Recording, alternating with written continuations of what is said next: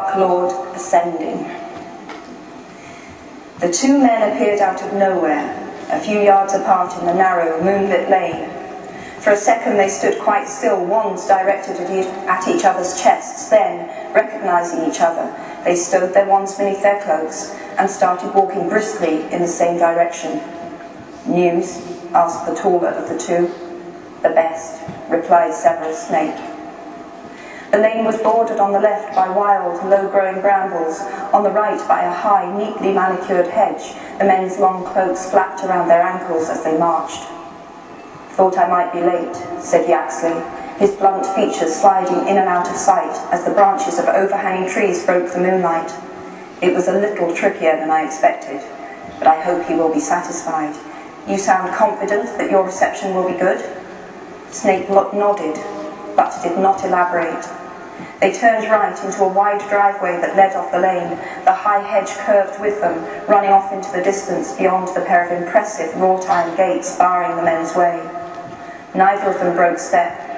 In silence, both raised their left arms in a kind of salute and passed straight through, as though the dark metal was smoke. The yew hedges muffled the sound of the men's footsteps. There was a rustle somewhere to their right. Yaxley drew his wand again, pointing it over his companion's head, but the source of the noise proved to be nothing more than a pure white peacock strutting majestically along the top of the hedge. "He always did himself well, Lucius. Peacocks." Yaxley thrust his wand back under his cloak with a snort.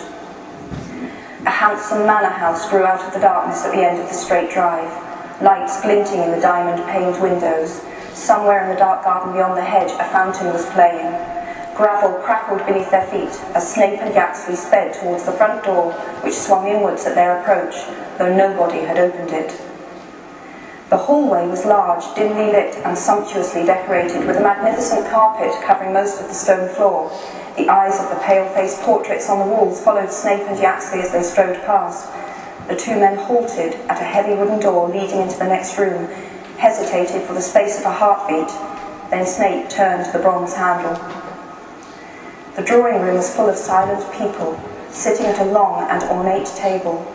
The room's usual furniture had been pushed carelessly up against the walls.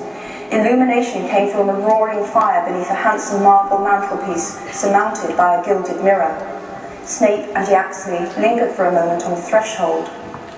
As their eyes grew accustomed to the lack of light, they were drawn upwards to the strangest feature of the scene. An apparently unconscious human figure hanging upside down over the table, revolving slowly as if suspended by an invisible rope, and reflected in the mirror and in the bare, polished surface of the table below. None of the people seated underneath this